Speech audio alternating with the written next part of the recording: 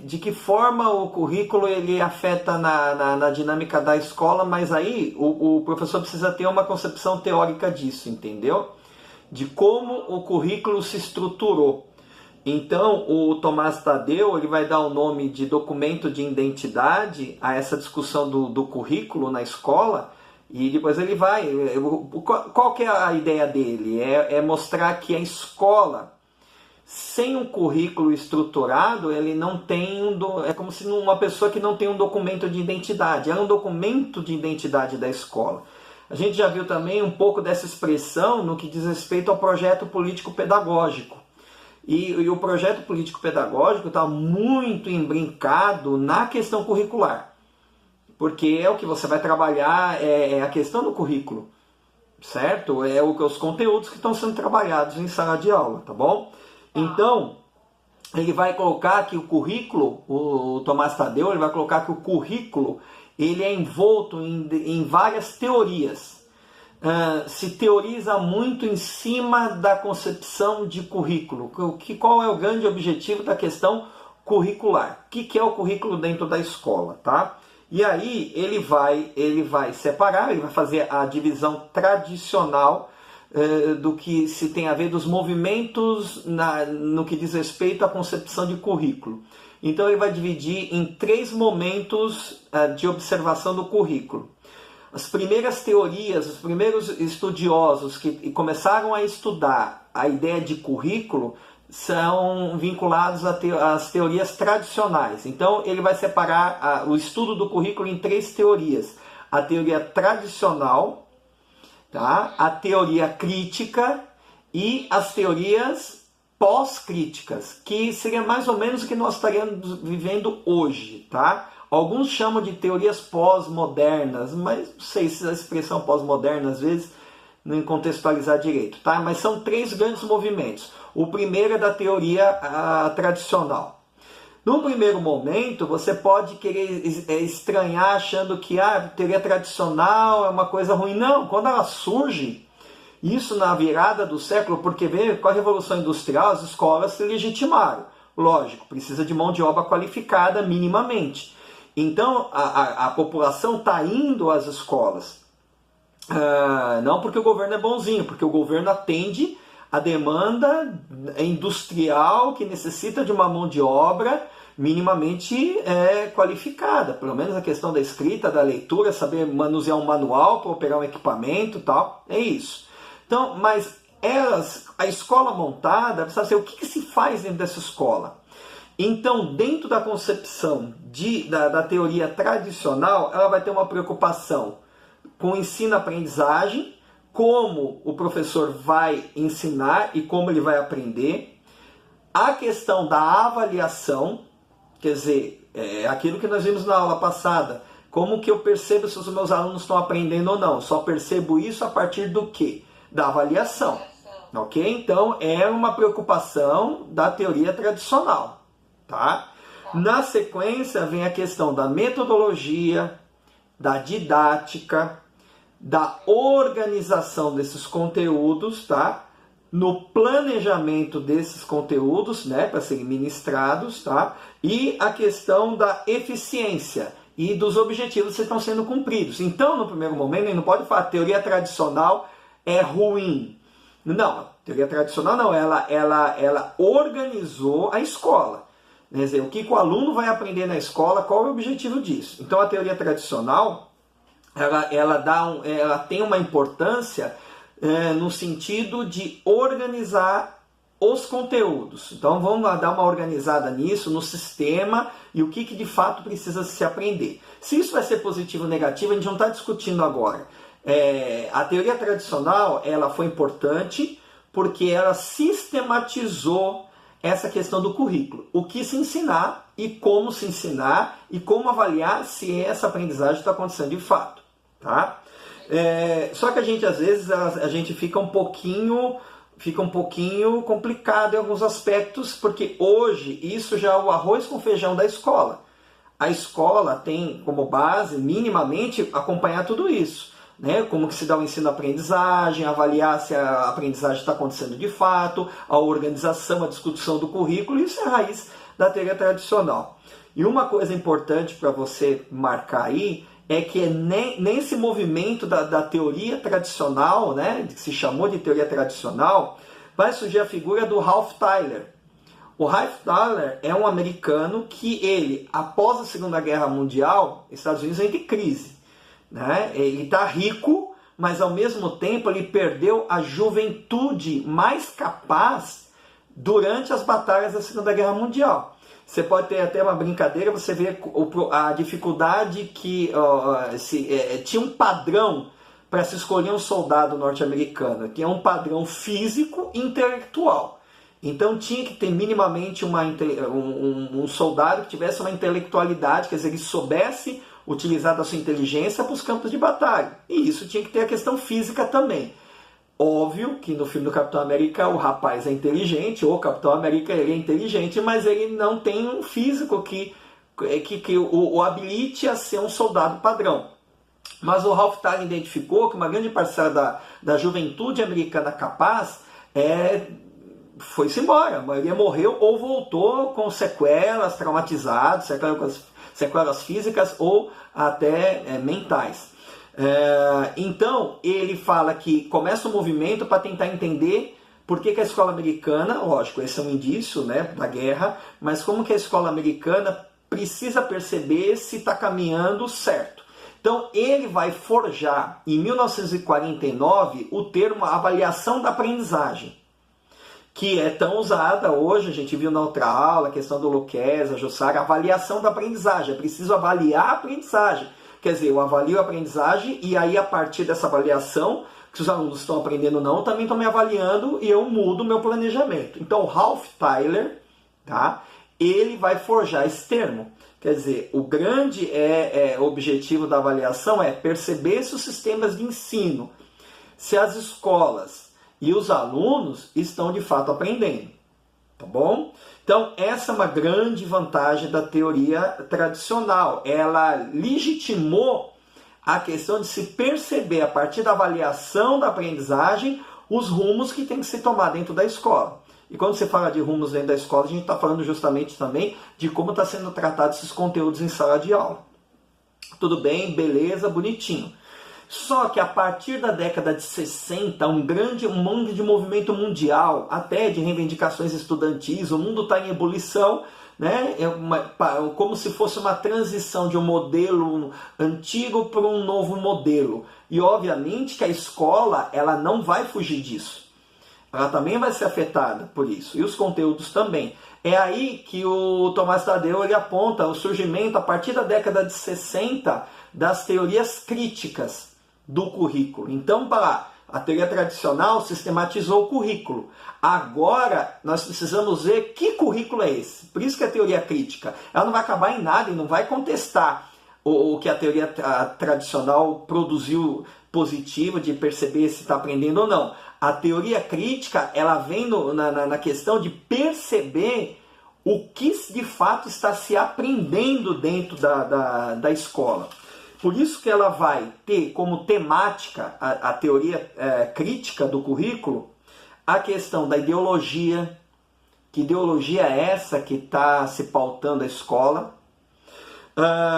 Se ela é uma reprodutora social da sociedade, quer dizer, parece incoerente falar reprodutora social da sociedade. Sim, quer dizer, a escola está mantendo, ela dá perspectiva de emancipação ou não?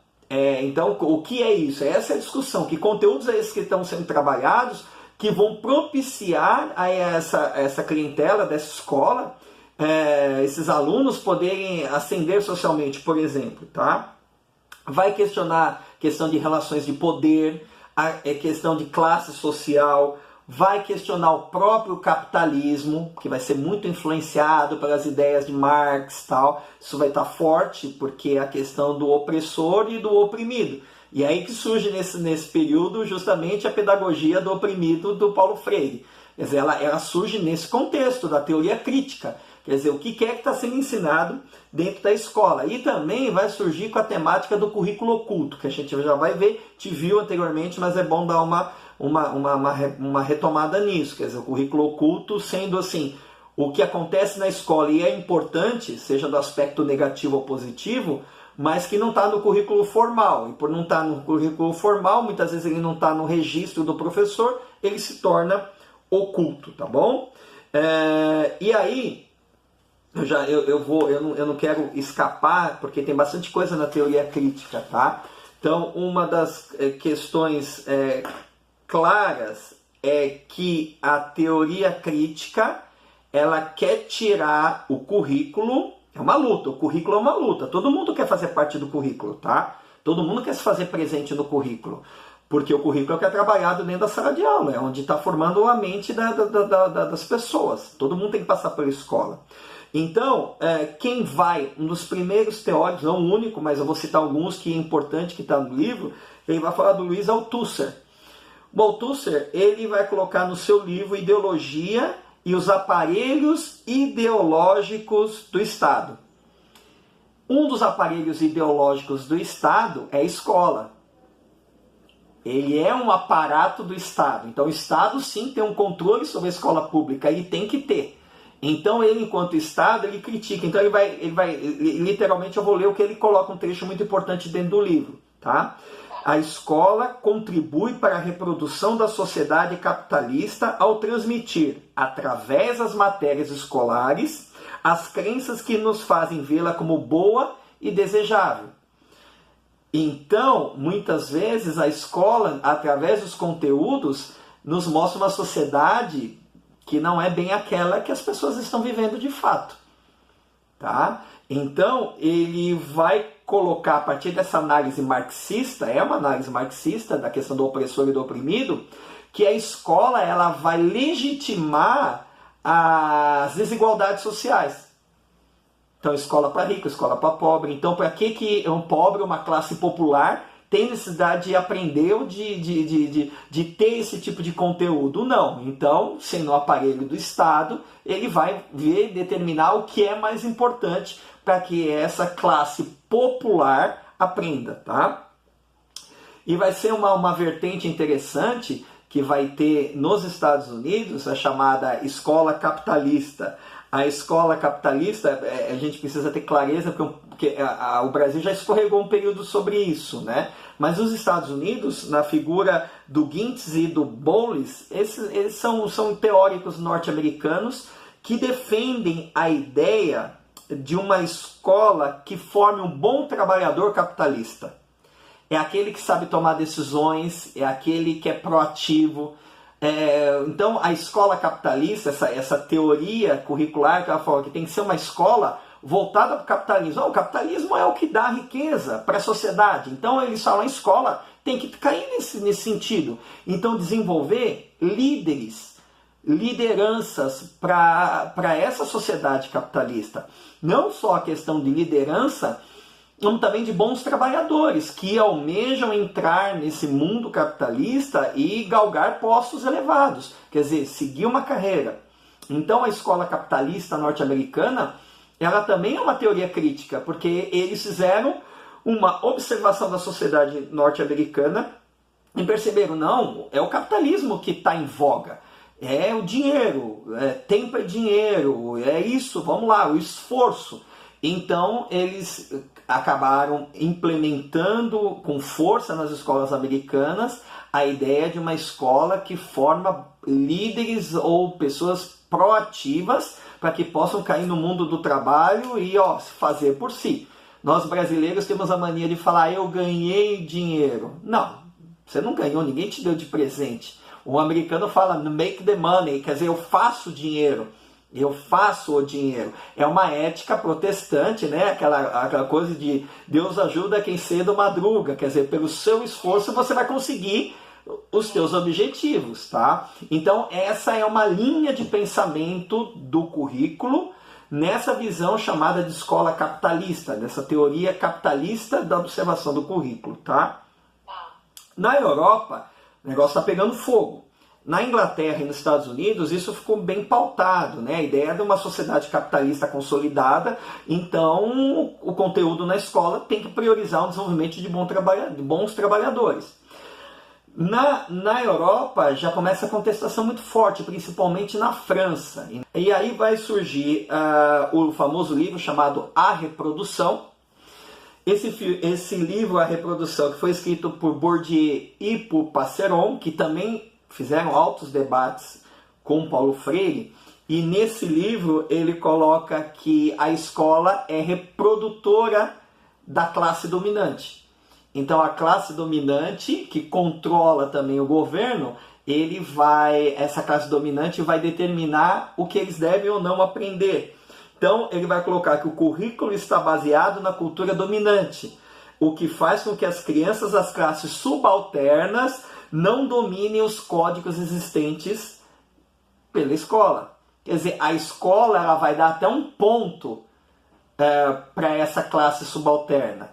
Porque, na realidade, o ensino, o conteúdo significativo é para uma outra categoria social.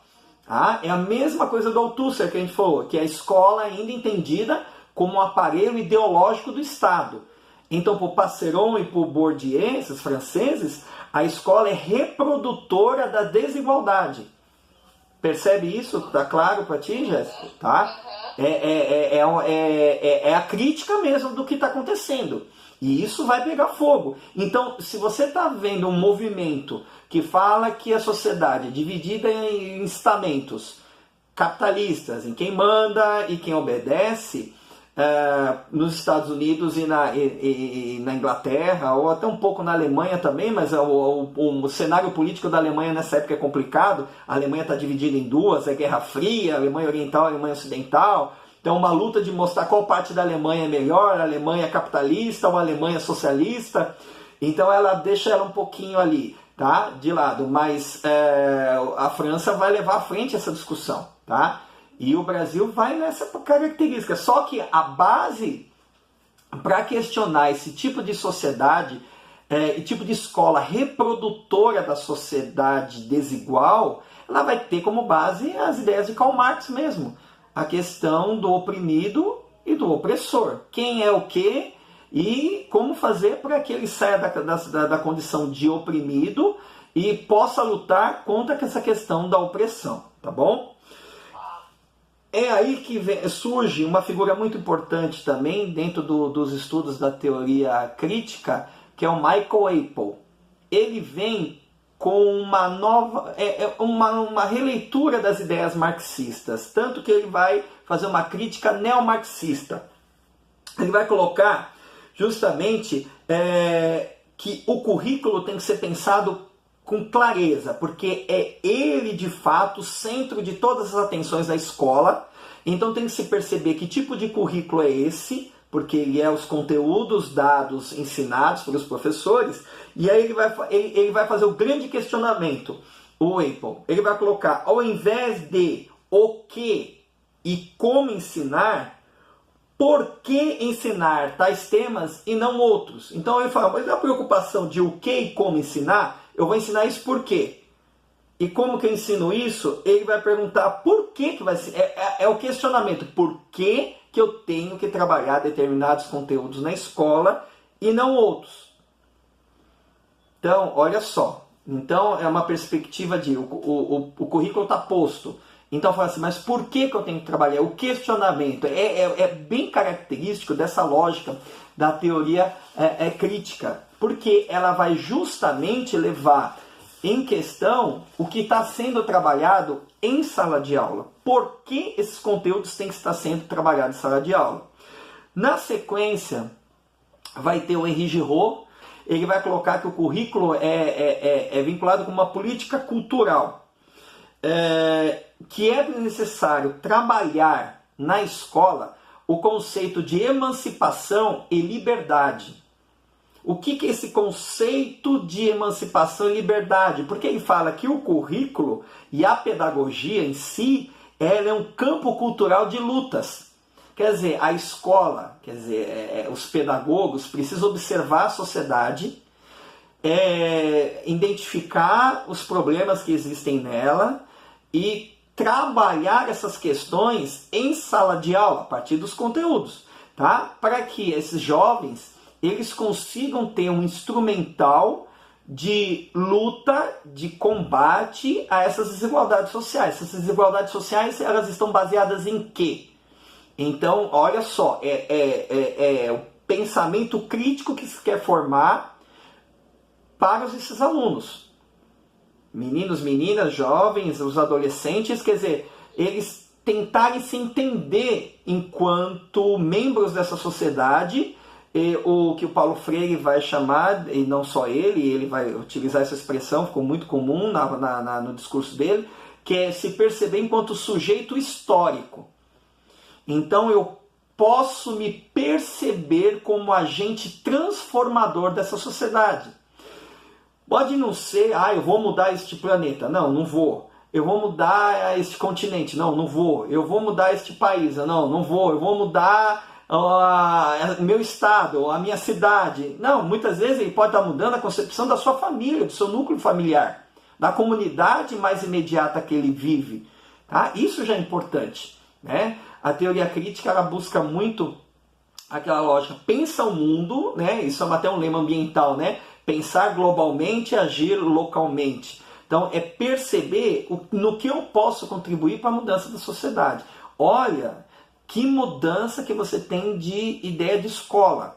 Quer dizer, esses conteúdos escolares, o currículo trabalhado na escola, ele surgir como uma maneira de transformação dessa sociedade, para poder justamente combater a desigualdade. É a grande preocupação. E aí é que vai surgir, nessa ebulição de ideias, está fervilhando essas teorias críticas do currículo, a escola está sendo questionada, surge o Paulo Freire. O Paulo Freire, ele vem com a sua pedagogia do oprimido, que nada mais é do que colocar o conhecimento importante para que essa pessoa ela consiga observar com clareza crítica que sociedade é essa e essa sociedade, como eu posso ajudar para transformar. Então Paulo Freire sempre diz na sua obra de que adianta o conhecimento adquirido na escola ou na vida, se esse conhecimento levar essa pessoa para um patamar de poder transformar a realidade que a cerca, e ele não usar isso. Quer dizer, enquanto ele não tinha conhecimento, ele era um oprimido. Então ele busca o conhecimento, consegue compreender. Então ele sai dessa condição de alienado, de não ter consciência da realidade que ele vive, de como essa sociedade funciona. Então, de posse do conhecimento, ele pode intervir para mudar e ele não faz. Então, o que o Paulo Freire diz, a educação perdeu seu sentido, não teve sucesso com essa pessoa.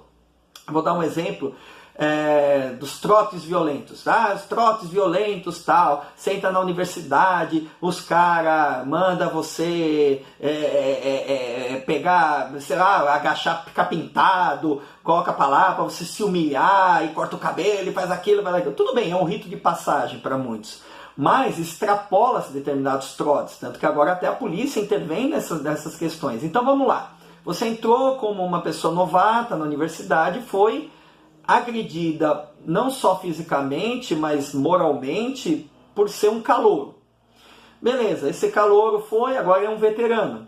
Então tem a comissão lá do trote. E eles se reúnem, nós vamos fazer isso, vamos barbarizar. Eu estou naquela comissão. Eu passei por uma situação constrangedora quando era calouro. E eu não falo nada e eu corroboro, ainda falo, é isso mesmo, eu passei também, agora eu quero que os outros passem. Quer dizer, eu, de oprimido, passei a ser o opressor. Esse é o grande que o Paulo Freire fala, tem que tomar um cuidado, porque a opressão, ser opressor, ter poder sobre o outro é contagiante. Quer dizer, eu sofri, agora eu quero que o outro sinta a mesma coisa. Mas aí é que está. Quando você tem o conhecimento claro, crítico sobre a realidade, você vai falar, poxa, eu passei tudo aquilo, eu não gostaria. Acho que é importante o trote, como um rito de passagem, acho que é legal pintar, de repente fazer uma graça no cabelo, pinta o cabelo do cara, mas não precisa chegar ao ponto de cortar, mas que seja. Quando eu questiono, eu falo, mas por que isso está acontecendo? Por que a gente não muda a maneira desse trote, muda a maneira como ele é colocado? Aí você está sendo uma voz ali, você tem naquele momento um poder para poder alterar isso e você está usando disso. Então, o que você passou teve validade. Então, agora você vai combater aquele tipo de opressão. É isso que muitas vezes as pessoas não entendem na lógica do Paulo Freire. Porque na pedagogia do oprimido, como se tipificou, mas na sua obra que é mais vasta, ele vai lutar contra uma coisa que ele vai chamar de educação bancária. O que é educação bancária? É a quantidade de conteúdos que vai se sobrepor à questão da qualidade do ensino. Quer dizer, uma educação bancária, ele fala assim, nossa, não queremos uma educação bancária que pense só em quantidade. Quantidade. Não. O que ele quer que o profissional da educação, o professor, a professora, combata essa educação bancária. Ele diz claramente, quando ele assume a Secretaria Municipal de Educação de São Paulo, na década de 90, a convite da Luísa Erundina, ele grava um vídeo, poucas pessoas veem esse vídeo, deveriam ver, está lá no Instituto Paulo Freire, é só acessar, tem um vídeo, tem vários vídeos enquanto ele é secretário. Ele grava uma fala com os alunos da rede municipal, as crianças ali, e ele diz assim, olhando para a figura dos alunos que estão olhando para ele assim, aquele senhor, ele fala assim, você sabe que você tem que respeitar a professora? Você tem que respeitar, ela é uma autoridade dentro da sala de aula, ela merece todo o seu respeito, você compreende isso? A criança fica olhando, olha só, e tem gente que fala que Paulo Freire era contra isso, muito pelo contrário. E ele diz assim, a única coisa é que você tem voz agora, você tem uma professora que tem uma autoridade sobre você, só que ao mesmo tempo ela não pode cometer coisas com você que você não merece, quer dizer, aquele de extrapolar, tá bom? Aí ele grava um outro vídeo que ele conversa com os professores, ele falava muito no feminino, né? As professoras. Ele dizia, gente, eu estou aqui para falar para vocês trabalharem os conteúdos em sala de aula. Aí é o porquê que ele está falando isso. Porque ele já sabia que ele vinha com uma fama de que, diversificado, achava que era tudo muito solto, e não é. Então ele colocava esse trabalho, os conteúdos em sala de aula. Os conteúdos são importantes para essas crianças, porque elas são conhecimento produzido pela humanidade no decorrer dos milênios e que vocês, professoras, estão transmitindo para esses alunos. É importante trabalhar os conteúdos. Eu só peço uma coisa, que vocês pensem na qualidade desses conteúdos e não na quantidade. Poxa vida, meu, o cara tá justamente falando, olha, fujam da educação bancária, que é quantidade de informação, mas será que essa informação leva de fato a algum tipo de transformação? Percebe isso? Tá? Então, ele vai defender, ele é uma das grandes figuras da teoria crítica do currículo, que ele diz que a escola ela tem que trabalhar num ato dialógico. O ato pedagógico tem que ser um ato dialógico, tem que haver diálogo dentro da escola, tem que ter troca. E aí ele vai colocar que o diálogo, ele tem conflito.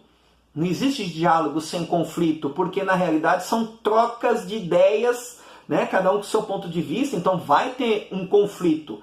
Mas o que ele coloca é que não pode haver no diálogo um combate, não pode haver uma guerra. O conflito é inerente do diálogo, porque se não tivesse antagonismos, ideias diferentes, seria um diálogo ingênuo. Então é importante que os pontos de vista sejam colocados. Então ele vai lutar pela perspectiva de uma escola dialógica, onde se baseia a questão do protagonismo infanto-juvenil, onde o diálogo seja aberto entre equipe docente e equipe gestora. Olha a concepção. E isso é trabalhado numa concepção nova de currículo. Tá bom, Jéssica? Então a gente precisa ter clareza nisso, tá bom? Ele vai ser um dos grandes ícones da teoria crítica. É uma pena que no Brasil a gente tem uma má interpretação do Paulo Freire. É caça aos demônios. E aí, não sei, ele entrou nessa pegada, né? Até por sua vinculação política ele acabou entrando nisso, tá? Mas ele tem uma concepção clara de educação que você não pode falar na obra dele não tem clareza, como já ouvi falar, tá? Vai ter um teórico muito importante dessa questão do currículo, que é o Basil Bernstein. O Bernstein, ele vai sistematizar uma concepção de currículo em 2 grupos, que coloca, e está bem claro isso no livro, tá? Que a organização do currículo vai ter 2 tipos.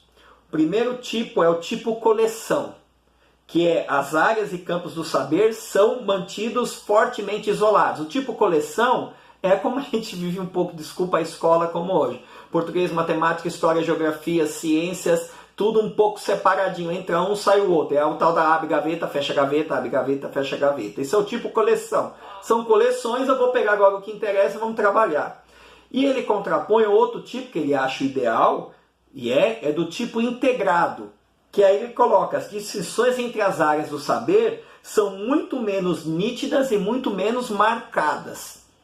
Então, tem o tipo coleção, cada conteúdo no seu quadrado, cada área do conhecimento no seu quadrado, e tem o tipo integrado, que ele diz que essas divisões tem que ser um pouco mais tênues.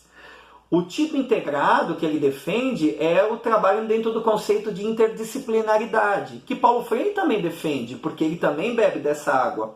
Ele diz, Paulo Freire usa a ideia do Bernstein quando ele diz, vamos trabalhar na escola os conteúdos escolares, uma perspectiva interdisciplinar. Vamos ter um tema gerador, esse tema gerador, água. Eu falei isso outra vez, vamos lá de novo, água. E aí, cada área do conhecimento, nas suas aulas, nos seus conteúdos, vai observar esse tema gerador, esse tema comum a todos, através do ponto de vista da sua área disciplinar. Então, a geografia vai ver de uma perspectiva, a história de outra, a matemática de outra, a língua portuguesa, ciências. Então, a água sempre vai ser um tema para o quê? Que o aluno ele entre dentro dessa ligação de um tema gerador visto por diversos pontos de vista disciplinares, tá? Esse é um grande problema que a gente tem em sociedade, porque a escola é organizada meio tipo coleção. Ela vem quebrando, sim, a escola pública brasileira está vindo quebrando essa concepção tipo coleção e tentando colocar uma coisa mais integradora, tanto que os currículos caminham nesse sentido, tá? O grande problema é que nós, professores, muitas vezes somos formados por esse tipo coleção. E consciente ou inconscientemente nós reproduzimos isso. É um complicador. Então a palavra interdisciplinaridade ainda é uma palavra grande, é um palavrão no sentido não só do seu tamanho, interdisciplinaridade, mas que parece que não consegue adentrar. Então estamos caminhando nesse sentido.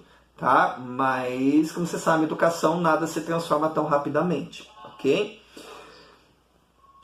O Bernstein vai falar que é necessário que os alunos eles entendam os códigos da sociedade. Se eu não entender esses códigos da sociedade, eu estou perdido. E que códigos são esses? A própria leitura e escrita. Se eu não consigo ler, entender, interpretar um texto, ter vocabulário para poder me comunicar nessa sociedade, eu estou excluído dela. É uma grande problemática, tá? Que é a não compreensão do código social, que a escola, na visão dele, nós estamos falando da teoria crítica da década de 60, 70, começo de 80, ele fala, se o aluno não consegue dominar esse código, ele fracassa. Então ele diz que a não assimilação do código social, de escrita, leitura e de cálculo, ele vai ter o fracasso escolar. Qual o nome que a gente dá ao fracasso escolar? A reprovação. Né? Ele vai reprovar porque ele não consegue reproduzir esses códigos. É um grande problema. E o Bernstein ele é importante porque ele vai forjar o termo currículo oculto. Então, o currículo oculto é aquele que não é o formal. Lembra do formal? Aquele currículo que está lá na rede oficial, está tudo bonitinho, chega na escola. É aquele que é até discutido pelos professores, produzido a partir da realidade da escola, tal, mas o currículo oculto é aquilo que acontece em sala de aula ou na escola que não tem registro. Ele até dá até, eu vou citar literalmente o que ele coloca na fala dele, tá? Para a gente poder esmiuçar isso. Ele fala que o currículo oculto, ele constitui-se daqueles aspectos do ambiente escolar que, sem fazer parte do currículo oficial explícito, contribui de forma implícita para aprendizagens sociais relevantes. Então ele está colocando um aspecto positivo muitas vezes, que o professor, para romper essa amarra num currículo que não te dá oportunidade de avançar mais, ele avança dentro da sala de aula, vem com uma nova proposta, respeita o currículo formal, mas avança. Então ele estaria trabalhando de maneira oculta. Porém, numa perspectiva crítica que ele coloca, olha lá, o currículo oculto ensina em geral o conformismo, pode ser parte do professor, a obediência por parte do aluno, sem contestação, o individualismo, quer dizer, competição pura e simples, cada um tem que ser o melhor que o outro, tá? E uma forma de se conformar com a realidade, quando ele coloca adaptação às injustas estruturas do capitalismo. É isso, meu, você vai empilhar caixa no mercado, filho. Tu vai ficar apertando o botão na fábrica, a tua função é essa, e quando tiver um computador para fazer esse acionamento, você perdeu seu emprego. Olha só, é uma visão, porque o capitalismo já demonstra, nesse período, da década de 60, 70 e 80, a importância da automação, né, do uso de robôs na linha de produção, e que um robô faria o trabalho de 5 ou 6 operários ou 10 operários, e com uma eficácia muito maior. Tá? Então o Bernstein já percebe isso. Então muitas vezes ele fala que o oculto pode ser positivo, que são coisas muito boas que acontecem na escola em contraponto ao tradicionalismo do currículo, beleza, mas que não estão registrados e o professor trabalha, ficou no oculto. Mas, criticamente, são aquelas posturas muito ruins que se perpetuam dentro da escola de obediência, de mesmice, e aí também ninguém registra, obviamente, isso. Mas ele entra como um currículo oculto, quer dizer, também ninguém registra que essas coisas são fortalecidas dentro da escola, tá bom? Aí, nós vamos partir para o terceiro grande grupo, que o Tomás Tadeu coloca no livro Documento de Identidade, que é a questão das teorias pós-críticas. Então, foi década de 60, 70, 80, quando começa a entrar a década de 90, para o início do século 21, começam a surgir outras questões que vão além dessa crítica da sociedade. E essas questões são importantes.